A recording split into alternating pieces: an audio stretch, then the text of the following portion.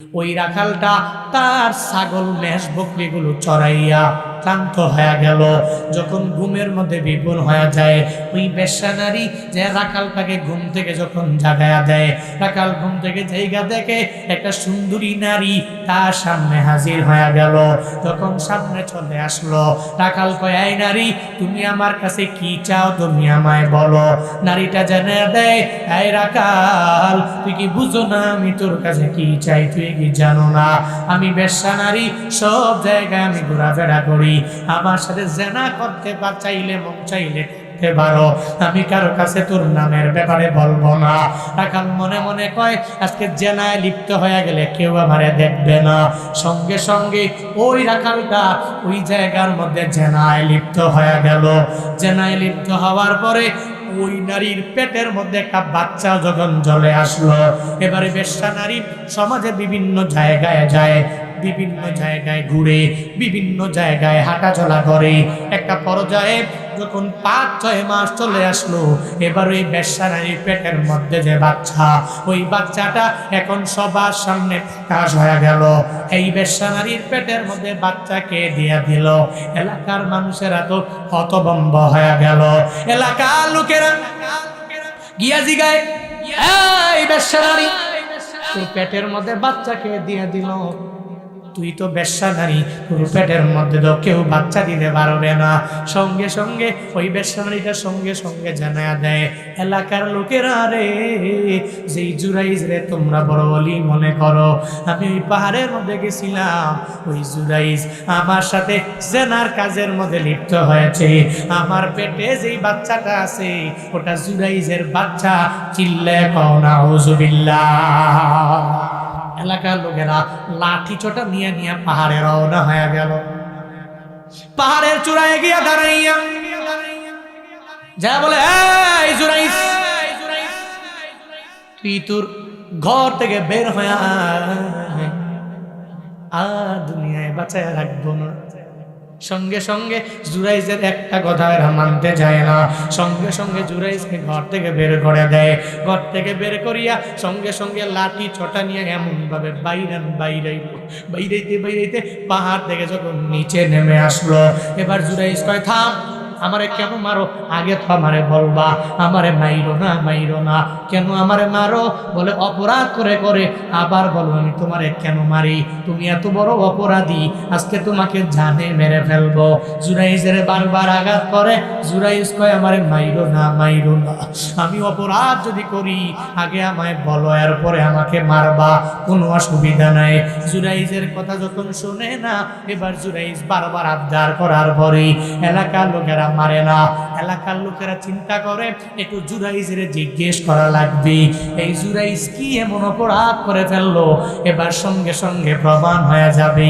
বেশ্যা নারীর সামনে ডাকলো আর জুরাইজের বলে, তুমি দিনের বেলা দিনের কাজ করো, আর রাতের বেলা তুমি বেশ্যা নারীর সাথে আকাম কুকাম করো, যার বদৌলতে এই বেশ্যা নারীর পেটের মধ্যে বাচ্চাও চলে আসলো। জুরাইজ রে, এই বেশ্যা নারীর পেটের মধ্যে বাচ্চা কেমনে আসলো দেখি, তুমি একটু বলো না। যখন এই কথা বলে, জুরাইজ বলে, হায় হায়, এটা কি বলে? এটা তো ওই বেশ্যা নারী, যেই বেশ্যা নারীটা আমার সাথে জেনা করার জন্য পাহাড়ে গিয়েছে, আমি তো তার সাথে কোনো জেনা করলাম না। এই নারী, আমি তো তোর সাথে জেনা করি নাই, তুই কেমনে বলো? নারী তো ব্যবসা নারী, সে সব কথা বানায় সানায় বলতে পারে। এলাকার সব লোকদের সামনে জানাইয়া দিল, এলাকার লোকেরা, রে জুরাইজ আমার সাথে জেনা করেছে, এটা জুরাইজের বাচ্চা। এলাকার লোকেরা কয়, এই জুরাইজ, মিথ্যা কথা বলবা না, তুমি তার সাথে জেনার কাজের মধ্যে লিপ্ত হয়ে গেলা, তোমার আজকে অনেক বড় বিচার হবে, তোমাকে জানে মেরে ফেলা হবে। জুরাইজ সঙ্গে সঙ্গে চিন্তা ভাবনা করে, হায় হায় রে, আমার আল্লাহ তো দেখে, আমার মাওলা তো জানে, আল্লাহর দরবারে একটা লিঙ্ক আমার জানিয়ে দেওয়া লাগবে, একটা লিঙ্ক আমার ধরা লাগবে। সঙ্গে সঙ্গে জুরাইজ বলে, তোমরা আমার একটু সময় দাও, আমার মাওলার সাথে আমার একটু বোঝাপড়া করা লাগবে। সঙ্গে সঙ্গে জুরাইজ ওই জায়গায় দাঁড়ায়, আমার এই বেশ্যা নারীর পেটে যেই সন্তানটা রইল, ওই সন্তানের দিকে লক্ষ্য করে করে যদি আমি আজকে বলি, এই বেশ্যা নারীর পেটের মধ্যে থাকা সন্তান রে, তুই ওই পেট থেকে জবাব দিবা, আল্লাহর নামে জবাব দাও। তোমার বাবাকে, রিয়েল বাবাকে, ওই রিয়েল বাবার ব্যাপারে তুমি জানায়া দাও, আল্লাহ গো, আমি আমার শাহাদাতি আঙ্গুল দিয়ে ইশারা করার পরে তুমি ওই ছোট্ট বাচ্চার জবানটারে খুলে দিবা। আল্লাহর কাছে আবদার জানায় সঙ্গে সঙ্গে লোকদের সামনে বলতে লাগলো, হ্যাঁ লোকেরা, একটু পরে প্রমাণ হয়ে যাবে আমি কি ওই বাচ্চার বাবা নাকি আরেকজন তার বাবা প্রমাণ হয়ে যাবে। সঙ্গে সঙ্গে ওই বাচ্চার দিকে লক্ষ্য করে করে ইশারা করে জানায়া দেয়, এই বেশ্যা নারীর পেটের মধ্যে থাকা বাচ্চা, তুই আওয়াজ দাও, তোর বাবা কি তুই জানাও। এই লোকদের মাঝে তুই আজকে প্রমাণ করে দেওয়া লাগবি। লোকেরা হাহা করে হাহারিয়ে দেয়, হাসে আর কয়, না রে, আজকে বাঁচতে পারবা না, বাঁচতে পারবো না। দেখো না, পাগল হইয়া একটা গর্বের ভিতরে থাকা সন্তানের বারবার জিগায়, এই সন্তান তোর বাবাকে তুই জানাইয়া দাও। আবার যখন জিগাইল, এই বাচ্চা তোমার রিয়েল বাবাকে এই জায়গায় তুমি সবাইকে শুনাইয়া দাও, সঙ্গে সঙ্গে বলতে দেরি ওই সন্তানের জবান একজনই খুলে দিয়েছে, চিল্লা বড় ধারণা। আরো জোরে বলেন, আরো জোরে বলেন, কে? কাদের কুদ রক্তদারি বড় কামাল, আন্তা রব্বি আন্তা হাসবি দুল জালাল, তুহি কাদের জলিলুল্লাহ জাহাদার, বহর হালে তুহি মেরা নেগাহদার। আমার আল্লাহর পাওয়ার কত বড়, বাহের চরের মুসলমান শুনে যাও। আল্লাহ পাক ওই পেটের মধ্যে থাকা বাচ্চাটার জবানটারে আমার মাওলা খুলে দিল। সুবহানাল্লাহ কয় না? আরো জোরে বলে না, জবানটা খুলে দিছে কে? সঙ্গে সঙ্গে মায়ের পেট থেকে বাচ্চা জানায়া দেয় এলাকার লোকেরা, এই জুরাইজ আমার বাবা না। ওই যে রাখালের দিকে তাকায় দেখ, ওই রাখাল আমার বাবা, জুরাইজ আমার বাবা না। মায়ের বদদুয়ার কারণে আল্লাহ পাক একটা বেশ্যা নারীর ফিতনার মধ্যে বান্দা ফালায়া দিল। হে বান্দা, তুমি কত বড় নামাজি, কত বড় রোজাদার, কত বড় নেক আমলওয়ালা তুমি বান্দা, আজকে থেকে তাওবা করে বাড়ি যাবা। যদি মা বাবা দুনিয়ায় বেঁচে থাকে, বাড়িতে যাও, মা বাবার কাছ থেকে গিয়ে চোখের পানি ফালায়া দোয়া নাও। মনে রাখবা, মানুষ ওই মা বাবার দোয়া নিয়ে যারা আগায় গেছে, তারা ঠকে নাই, ঠকে নাই, আল্লাহ তারে বড় দামি বানায়া দিছি।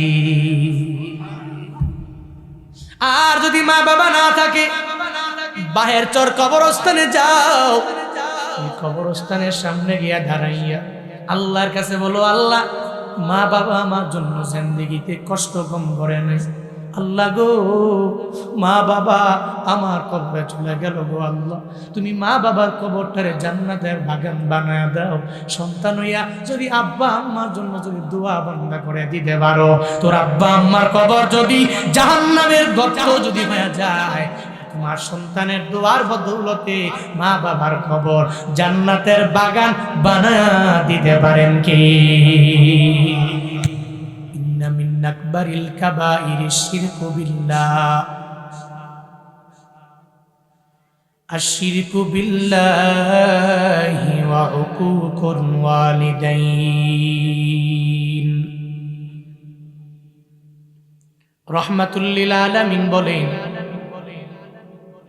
সবচেয়ে বড় বড় বড় বড় কবিরা গুনার মধ্যে এক নম্বরে বড় কবিরা গুনাহ আল্লাহর সাথে শিরক করা। এক আল্লাহর ইবাদত যারা করে না, ওই রবের গুণগান না গাইয়া যারা শিরকের মতো গুনাহের মধ্যে লিপ্ত হয়ে যায়, মদিনাওয়ালা নবী বলেন এটা সবচেয়ে বড় বড় কবিরা গুনার মধ্যে এক নাম্বার কবিরা গুনাহ। এর মানে বোঝা গেল বান্দাগুলো ইবাদত করবে আমার মাওলা, আল্লাহর ইবাদত করার পরে খেদমত করবে মা বাবা। আল্লাহ পাক বলেন, ও মানুষ, আমি রবের ইবাদত তুই করো। রবের ইবাদতের পরে তুই তোর মা বাবার খেদমতের মধ্যে লিপ্ত হয়ে যাবা। 1 নম্বরে আল্লাহর ইবাদত করবা, 2 নম্বরে মা বাবার খেদমত করবা। ওয়াকাদা রাব্বুকা আল্লা তা'বুদু ইল্লা ইয়্যা ওয়া বিল ওয়ালিদাইনি ইহসানা। আল্লাহ পাক বলেন, হে বান্দা, তুই 1 নম্বরে আমি মাওলার ইবাদত করবি আর কারো না। তবে ইবাদত করার ক্ষেত্রে আল্লাহ সারা দুনিয়ার আর কোনো কুদুর পায়ের মধ্যে সিজদা দেওয়া যাবে না। এক আল্লাহর ইবাদতে দেওয়া লাগবে, কুদরতি পায়ে মাওলাকে সিজদা দেওয়া লাগবে। আর আল্লাহর ইবাদতের পরে আল্লাহ পাক জানায়া দিলেন, তুমি তোমার মা বাবার খেদমতে নেমে যাবা। মানে ইবাদত তখনই কবুল হয়ে যাবে যখন মা বাবা তোমার প্রতি রাজি হয়ে যাবে। আর মা বাবা যদি রাজি না হয়, তুমি ইবাদত করে করে যদি কপালের মধ্যে যদি কালো দাগ যদি বান্দা ফালাইয়া দাও, আব্বা আম্মা রাজি না, আমার মাওলাও তোমার উপরে রাজি হবে না। সবচেয়ে বড় বড় কবিরা গুনার মধ্যে 1 নম্বরে হলো শিরক করা, 2 নম্বরে মা বাবার অবাধ্য হওয়া। এজন্যই আল্লাহ পাক কোরআনের বিভিন্ন জায়গায় বান্দাদের কাছে আমার মাওলা ওসিয়ত করে, হে মানুষ, তুই তোর মা বাবার সাথে ভালো আচরণ করবা, অন্যায় আচরণ করবা না।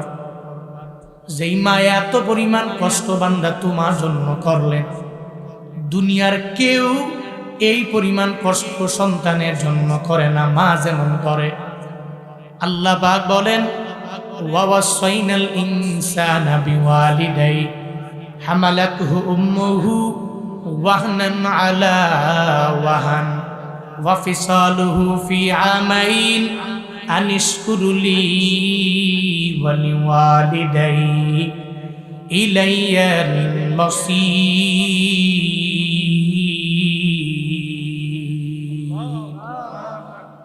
আল্লাহ পাক বলেন, আমি মাওলা ওসিয়ত করলাম তোমরা তোমাদের মা বাবার সাথে ভালো আচরণ করবা। কেন করবা? আল্লাহ বলেন, হ্যাঁ মানুষ, তুই যখন বড় হয়ে যাও তখন মায়ের আর ভালো লাগে না। 20 বছর বয়স পর্যন্ত একটা ছেলে মা ছাড়া চলতে পারে না, বাবা ছাড়া চলতে পারে না। হঠাৎ যখন বয়স হয়ে গেল, একটা সুন্দরী রূপসী একটা বউ যখন ঘরের মধ্যে চলে আসলো, অটোমেটিক দেখবেন মাঝে মাঝে ওই বউয়েরা মায়ের ব্যাপারে বিভিন্ন কথা স্বামীর কাছে বলে। অটোমেটিক বাবার ব্যাপারে অনেকগুলো অবজেকশন একসাথে করে করে স্বামীর কাছে দিয়া দেয়। অনেক যুবকেরা আছে ওই বউয়ের মায়ের পরে মোহাব্বতে পরে পরে এত পাগল হইয়া যায়, মায়ের যে ছোটবেলার এত কষ্ট, ওই কষ্ট আসে মনে রাখতে পারে না। ওই মায়ের মনে এত পরিমাণ বড় বড় বড় বড় আঘাত দিয়া দেয়, বাবার মনে আঘাত দেয়। এমন যুবক আমগো সমাজে আছে না না?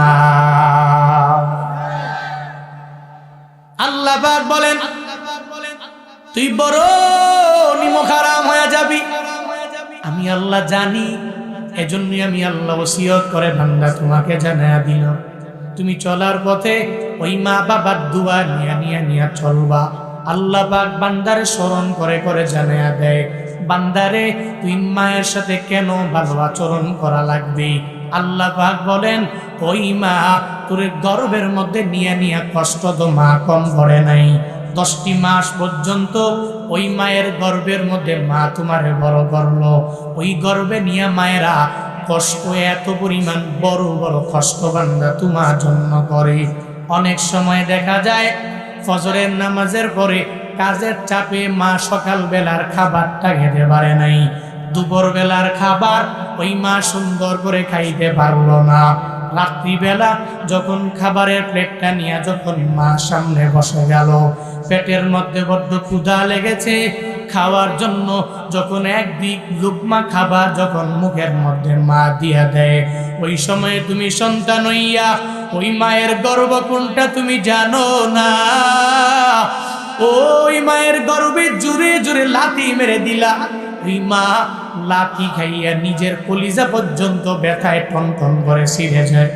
মা পেটের ক্ষুধা নিয়ে নিয়া প্লেটটাকে এক সাইডে রাইগা মা রওনা হয়ে যায়। আর আমি খাবো না, কারণ আমার পেটের ব্যথার যন্ত্রণা আমি মা হইয়া একটু পরিমাণ সহ্য আমি মা করতে পারি না। আল্লাহ পাক এই কথাগুলি বান্দা তোমারে আমারে স্মরণ কইরা জানাইয়া দেয়, বান্দারে ওই মা তোরে গর্বে নিয়ে নিয়ে এত কষ্ট করে বড় করলো, আজকে তুই বড় হইয়া মায়েরে বইলা গেলে তো হবে না। শুধু তাই না, দুনিয়াতে আসার সময়ও ওই মা তোর জন্য কত কষ্ট করলো রে বান্দা। এত পরিমাণ কষ্ট দুনিয়াতে তোর বউ তোর জন্য করে নাই, দুনিয়াতে তোমার ছেলে মেয়েরা তোমার জন্য এত পরিমাণ কষ্ট বান্দা করে না, যেই পরিমাণ কষ্ট ওই মায়েরা সন্তানের জন্য করে বান্দা শুনে যাও। দুনিয়াতে আসার সময়ও মা তোমার জন্য বালতি ভরা রক্ত ঝরাইয়া দিল। কেন ঝরাইল? টাকার জন্য, বাড়ির জন্য, গাড়ির জন্য না, না। একটা সন্তান মা বলে ডাকবে, বাবা বলে ডাকবে, এজন্য মা বাবা এত পরিমাণ স্যাক্রিফাইস করে। ওই মা গর্ভে নিয়ে নিয়ে কষ্ট করে, দুনিয়াতে আসার সময়ও কষ্টটা কম নাকি বেশি? হ্যাঁ, এত পরিমাণ কষ্ট। আমি প্রায় জায়গায় গেলি ইন্সপায়ার করার জন্য একটা ঘটনা বলি। বহু বছর আগের এক ঘটনা। রাজশাহী মেডিকেল কলেজের মধ্যে এক গর্ভবতী মায়ের যখন নিয়ে আসা হলো, ওই মাকে আনার পরে ডাক্তারেরা চেক আপ যখন শেষ করে দিল, এরা সিদ্ধান্ত নেওয়া লাগবে, বলে মাটারে যদি চাও তাহলে সন্তান পাওয়া যাবে না, আর যদি সন্তানটা চাও তাহলে মাটাকে আর পাওয়া যাবে না। এই সিদ্ধান্ত নেওয়া লাগবে। সিদ্ধান্ত নেওয়ার জন্য এবার ওই মহিলার একজন গার্ডিয়ান খুঁজে বের করা লাগবে। এই চিন্তা নিয়ে নিয়ে ওই ডাক্তারেরা তার গার্ডিয়ান খোঁজার জন্য যখন বের হয়ে যায়, এই মহিলার স্বামী কই, এই স্বামীটাকে খুঁজা খুঁজা তার কাছে যায় সিদ্ধান্ত নেওয়া লাগবে, একটা ডিসিশন নেওয়া লাগবে। ওই ডিসিশন আমরা একার পক্ষে নেওয়া সম্ভব হবে না। এই চিন্তা করে করে ওই ডাক্তারেরা ওই মহিলার স্বামীটাকে খুঁজে খুঁজে যখন বের করে নেয়, আর যা বলে, আপনি কি ওই মহিলার স্বামী নাকি? বলে হ্যাঁ। বলে আপনার ওয়াইফ ওই বেডের মধ্যে শুয়ে আছি, আপনি সন্তানের জন্য এই জায়গায় দাঁড়ায় আছেন, আপনার সন্তান লাগবে। আপনি তো ছেলে অথবা মেয়ের জন্য হসপিটালের এক জায়গায় দাঁড়ায় আছেন, একটা ভালো সুসংবাদ শোনার জন্য আপনি অপেক্ষা করলেন। এই স্বামী, আপনি ওই স্ত্রীর ব্যাপারে একটা সিদ্ধান্ত আমাদের দেওয়া লাগবে। আপনার কি স্ত্রী লাগবে নাকি আপনার সন্তান লাগবে, একটু জানাইয়া দেন না।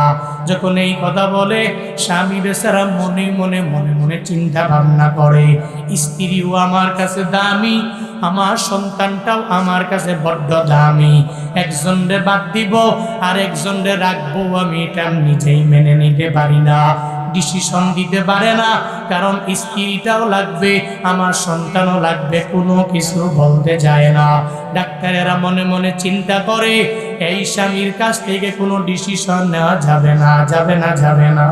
এরা দৌড়াইয়া যায়, ওই মায়ের বেডের পাশে দাঁড়ায়া যায়। ওই বেডের পাশে দাঁড়াইয়া ওই ডাক্তারেরা মনে মনে মনে মনে চিন্তা ভাবনা করে। এরা একজনে আর একজনের বলে যে দুনিয়ার মধ্যে এই মহিলাটাকে বাঁচায় রাখলে বাঁচলে অনেকগুলো সন্তান আশা করা যাবে, সে দুনিয়ায় থাকবে, কারণ বৃক্ষ থাকলে বছরে বছরে অটোমেটিক ফল আসবে। আর যদি বৃক্ষটাকে উপরে ফেলায় দেই, দুনিয়া থেকে যদি বিদায় করে দিয়ে দেয়, আর আশা করা যাবে না। এরা একজনে আর একজনে বলা বলি করে আর বলে, এই মেডিকেল কলেজের মা দুনিয়ার মধ্যে থাকবে, ওই সন্তানটা দুনিয়াতে আসার আর কোনো দরকার নাই, কোনো প্রয়োজন নাই। যখন এই সিদ্ধান্ত ওই মায়ের সামনে নিয়ে নেয়, ওই মা এই সিদ্ধান্তের কথা শোনার পর চোখের পানি ফালায়া ফালায়া মা কান্না করে। আর মা জানায়া দেয়, ও ডাক্তারেরা, না না না না, তোমরা যে সিদ্ধান্ত নিয়েছো আমি একজন মা হইয়া এই ডিসিশন মেনে নিতে পারি না পারি না পারি না পারি না।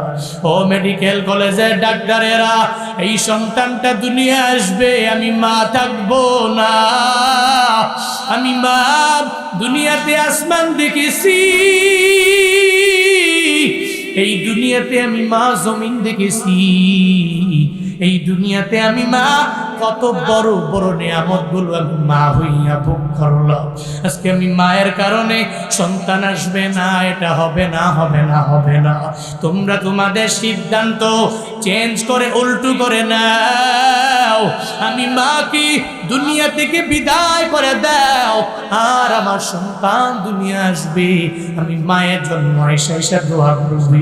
আমি মায়ের মাকবারার সামনে গিয়া দাঁড়াইয়া যখন চোখের পানি ফালাইয়া আমার সন্তান যখন আমার জন্য দোয়া করবে, আমার আর কিছু লাগবে না লাগবে না লাগবে না। ও ডাক্তারেরা, আমরা মায়েরা সন্তানের জন্য এত পরিমাণ স্যাক্রিফাইস আমরা করতে জানি। ওই ডাক্তারেরা ডেকে বলে, ও মেডিকেল কলেজের মা, আপনি কেন দুনিয়ায় থাকবেন না? আপনার দুনিয়ায় থাকলে বছরে বছরে অটোমেটিক সন্তান চলে আসবে গো মা। আপনার থাকার দরকার ওই সন্তান দুনিয়াতে না আসলেও হয়ে যাবে। কিন্তু মেডিকেল কলেজের ডাক্তাররা বলার পরেও একজন মা হইয়া মেনে নিতে পারে না। কারণ মায়েরা সন্তানের জন্য যেই পরিমাণ কষ্ট বান্দা করে, দুনিয়ার কেউ এই পরিমাণ কষ্ট করতে পারে না, ঠিক কিনা? এত পরিমাণ ত্যাগ মায়েরা করতে পারে, কেউ করে না। মা জানা দেয়, আমি দুনিয়ায় থাকবো না, দুনিয়া থেকে বিদায় নিয়ে চলে যাব। আমার সন্তানেরা যখন বড় হয়ে যাবে, আমি মায়ের মাকবারার সামনে গিয়া দাঁড়াইয়া, ওই কবরস্থানের সামনে দাঁড়াইয়া যখন চোখের পানি ফালায়া ফালায়া আমার আল্লাহকে বলবি, ও দয়ার মালিক, আমার মা আমার জন্য কত কষ্ট করে করে দুনিয়া থেকে বিদায় নিল। আল্লাহ গো, আমার মায়ের কবর তুমি জান্নাতের বাগান বানাইয়া দাও।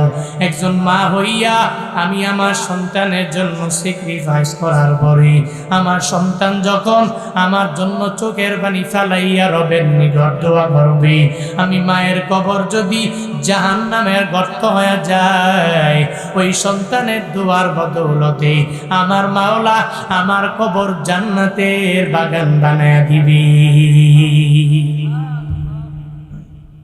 আমি মার আর কিছু লাগবে না, তোমরা তোমাদের সিদ্ধান্ত নিয়ে নাও। তোমরা আমি মায়ের ব্যাপারে বিন্দু থেকে বিন্দু মাত্র পরিমাণ চিন্তা করার কোনো প্রয়োজন নেই। ও বাহের চোরের মুসলমান, ওই মায়েরা এত স্যাক্রিফাইস বান্দা তোমার জন্য আমার জন্য করে। আজকে এত তুই কেন নিমখ হারাম হয়ে গেলি সন্তানেরা? আজকে বউয়ের কথা শুনলা, প্রায়োরিটি দিয়া দিলা, মায়ের কথা শুনলা না। বউ একটা কথা বললো, ধমক দিয়া দিলাম মায়ের রে বান্দা, না না, ওই মাকে যা জিগাও, মা রে আমার বউ আমার এই কথাগুলো বললো, কোনটা সঠিক কোনটা বেঠিক আমাকে জানাও, এরপরে আমার সিদ্ধান্ত নেওয়া লাগবে। কারণ মনে রাখবা, মা যদি অপরাধ করে ওই মায়ের বিচার করা যায় না। কারণ মা যদি একটা বার তোমার বদদুয়া দিয়া দেয়, তুমি যাই করো না করো কষ্টিন কালেও সফল হতে পারবা না, ঠিক কিনা? দুনিয়ার বড় বড় স্কলার যারা কেমনে হয়েছে, ব্যাকগ্রাউন্ডের ইতিহাস ঘেটে ঘেটে দেখো। স্কলার হওয়ার পেছনে এদের মায়ের দুয়ার কারণে এরা হয়ে গেল। পৃথিবীর বড় বড় ডাক্তারেরা কেমনে বড় ডাক্তার হলো বলে মায়ের দুয়ার বদৌলতে। শুধু তাই না, এই যে কাবা মুশাররফার একজন ইমাম বর্তমানে আছে, ডক্টর আব্দুর রহমান সুদাইসি, উনিও মায়ের দুয়ার বদৌলতে আল্লাহ তারে কাবার ইমাম বানায় দিল। এ বান্দা, শুধু তাই না, তুমি ঘেটে ঘেটে দেখলে দেখবা দুনিয়াতে যারাই সফলতার সর্বোচ্চ শিখরের মধ্যে পৌঁছে গেল। কেমনে হলো? বলে মায়ের দুয়ার বদৌলতে সম্ভব হয়ে গেল। আল্লাহ পাক ওটাই বলে, তুই তোর মায়ের দোয়া নিয়ে নিয়ে বান্দা আগাইবা। চলার পথে ওই মায়ের বদদুয়া নিয়ে বান্দা তুমি চলবা না। মায়ের দোয়া নিয়ে নিয়া আব্দুর রহমান সুদাইসি কাবার বড় ইমাম হয়ে গেলেন রে বান্দা। 38-39 বছর হয়ে গেল। বিশ্বের বড় বড় ইমামদের মধ্যে একজন। বাইতুল্লাহ যারা যাও, ওনার পিছনে নামাজ পড়ে না এমন কোনো বান্দা নেই। সৌদি আরবে থাকে, ওই বাইতুল্লাহ উমরা করার জন্য যারা রিয়াদ থেকে যায়, দাম্মাম থেকে যায়, মদিনা থেকে যায়, তাবুক থেকে যায় যারা, এরা তো ওই হুজুরের পেছনে নামাজ আদায় করে। অনেকে ওই হুজুরের তিলাওয়াত শুনে শুনে চোখের পানি ফেলায় কান্না করে। রমাদানের মধ্যে আমি প্রায় সময় প্রায় রমজানগুলো আপনাদের দুয়ার বদৌলতে মক্কায় কাটাইতে পারি। আল্লাহ তৌফিক দেয়। ওনার পেছনে নামাজ আদায় করলে বান্দা এত মজা, এত মজা, এত মজা, তিলাওয়াত শুনলে চোখের পানিটা পর্যন্ত ধরে রাখা যায় না। এত সুন্দর তার তিলাওয়াত। একদিন সাংবাদিকেরা যা বলে, হে কাবার বড় ইমাম, আপনি বড় ইমাম কেমনে হয়ে গেলেন? বলে আমার নিজের কামালিয়াত না, আমার মায়ের দুয়ার বদৌলতে আল্লাহ আমারে কাবার অনেক বড় ইমাম আমারে বানায়া দিল। বলে কাহিনী কি, কিভাবে মা দোয়া করলো আপনি কাবার বড় ইমাম হয়ে গেলেন? আব্দুর রহমান সুদাইসি বলে, এই সাংবাদিকেরা, আমার বাড়ি মক্কায় না, আমার বাড়ি মদিনায়ও না। আমি এই জায়গায় বড় ইমাম কেমনে হলাম? মক্কা মদিনা থেকে আল কাসিম শহর অনেক দূরে। ওই আল কাসিমে আমার বাড়ি। ওই জায়গা থেকে আমি মক্কা মদিনার ইমামটা কেমনে হয়ে গেলাম? বলে আমার নিজের ইলমের দ্বারা সম্ভব হয় নাই, আমার মায়ের দুয়ার বদৌলতে আমি কাবার বড় ইমাম হয়েছি। সুবহানাল্লাহ পড়বেন না? কার দুয়ার বদৌলতে? মায়ের দুয়ার বদৌলতে আমি বড় কাবার ইমাম হয়েছি। সাংবাদিকেরা বলে আপনার মায়ের দুয়ার বদৌলতে আপনি কেমনে বড় ইমাম হয়ে গেলেন? উনি আস্তে আস্তে বলতে লাগলো, আল কাসিম শহর থেকে ছোটবেলায় আমার মা উমরা করার জন্য, কাবা তাওয়াফ করার জন্য যখন রওনা হবে, আমাকে সঙ্গে করে লইয়া রওনা হয়ে গেল। আমি সহ আসলাম। এই কাবা মুশাররফার মধ্যে আসার পরে আমার মা মনে মনে মনে মনে চিন্তা ভাবনা করে, আমি ছোট মানুষ, এই কাবার পবিত্রতা রক্ষা করে করে আমি চলতে পারবো না, সম্ভব হবে না। এজন্য আমার মা আমাকে নিয়ে তাওয়াফ করার জন্য যায় না। আমার মা আমায় বলে, হে সন্তান, তুই তাওয়াফ করা লাগবে না, তুই আমার সঙ্গে আয়। আমাকে এক সাইডে মা যখন ডাইগা তাওয়াফ করতে লাগলো, 1-2টা চক্কর দেওয়ার পরে সন্তানটা আগের জায়গায় ঠিকঠাক মতো রইল কিনা এটা দেখার জন্য মা যখন যায় দেখে আব্দুর রহমান সুদাইসিরে যেই জায়গার মধ্যে দাঁড় করে রাখলো, ওই জায়গার মধ্যে পাওয়া যায় না। মা হইয়া সন্তান যদি হারায়া যায়, মা তো বড্ড পাগল হয়ে যায়। মা চিন্তা ভাবনা করে, এতগুলা মানুষের মধ্যে আমার সন্তান কোথায় গেল, কোন জায়গার মধ্যে চলে গেল? এই চিন্তা নিয়ে এবার মা তারে খুঁজতে লাগলো কাবা মুশাররফার বিভিন্ন জায়গায়। খুঁজতে একটা পর্যায়ে যায় দেখে ছোট্ট বাচ্চাটা তাওয়াফ করে আর বাইতুল্লাহর কালো গিলাফ ধরে ধরে আমার মাওলার দরবারে কাঁদি।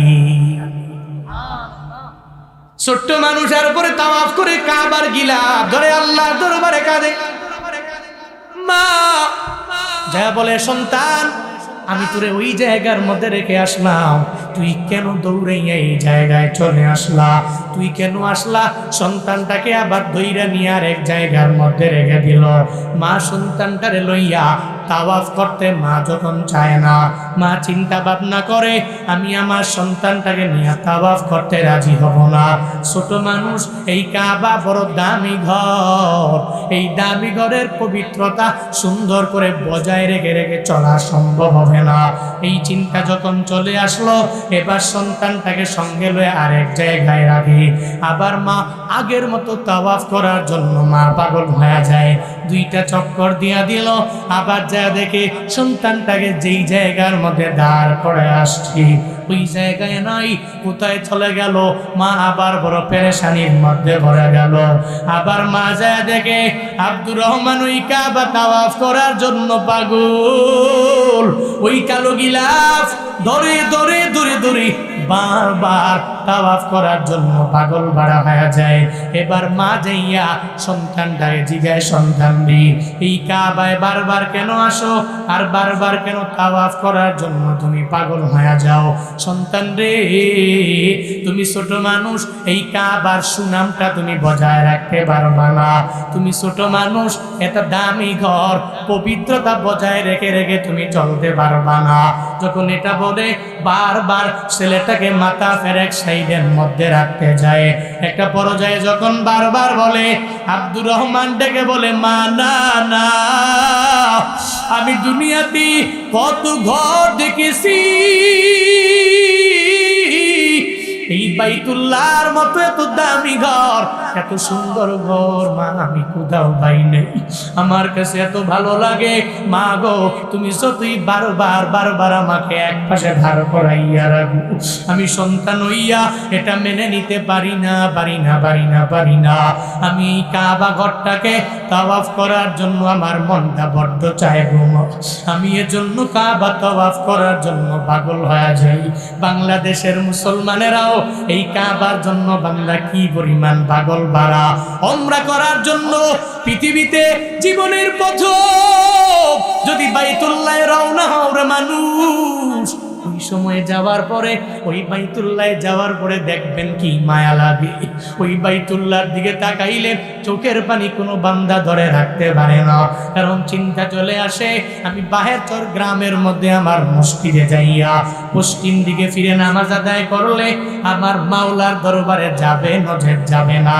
ফাওয়াল্লি ওয়াজহাক শাতরাল মসজিদিল হারাম, ওই মসজিদে হারামের দিকে আমার সিনাটাকে ফিরাইয়া যদি আমি নামাজ আদায় করি আমার আল্লাহর দরবারে যাবে, না হয় আল্লাহর দরবারে নামাজ যাবে না। বাংলাদেশের বড় বড় যদি বলে আমার মতো বড় ইলিমওয়ালা কেউ নাই, আমার মতো বড় আলেম কেউ নাই, এই চিন্তা করে যদি পশ্চিম দিকে ফিরে নামাজ আদায় না করে, যদি বলে আজকে থেকে আমি পূর্ব দিকে ফিরে ফিরে নামাজ আদায় করব, বাহেরচরের মুসলমান আওয়াজ দেও, পূর্ব দিকে ফিরে নামাজ আদায় করলে ওই নামাজ আমার মাওলার দরবারে যাবেনি? যাবে, আল্লাহর দরবারে কবুল হবে না। জীবনের প্রথম যদি ওই কাবাটাকে বান্দা নিজের দুই চোখে বান্দা তুমি দেখতে পারো, অটোমেটিক দেখবেন ওই কাবার প্রতি কি পরিমাণে একটা ভালোবাসা পয়দা হয়ে গেল। ওই কাবাকে দেখার জন্য এমন কোনো বান্দা নাই যেই বান্দা নিয়ত করে না।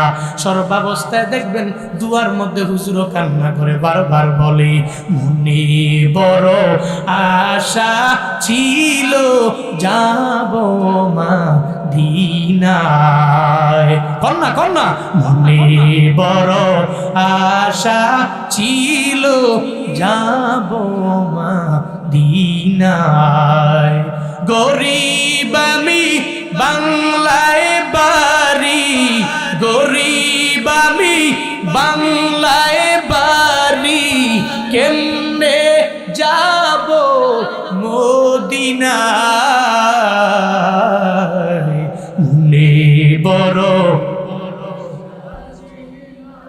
যাব মদিনায়, মনে বড় যাব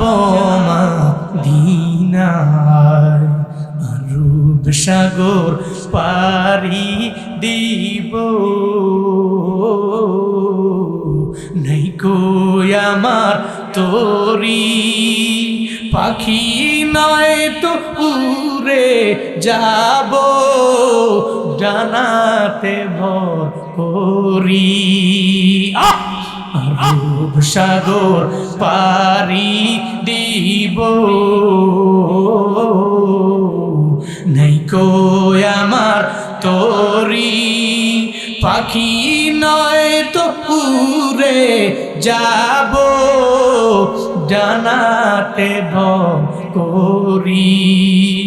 আমার আশায় আছি সম্বল নাই, আশায় আছে সম্বল নাই, আশায় আছে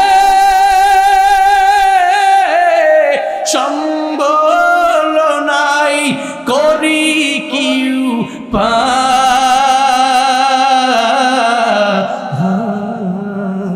মনে বড় আশা ছিল যাব মদিনায়, মনে বড় যাব মদিনায়।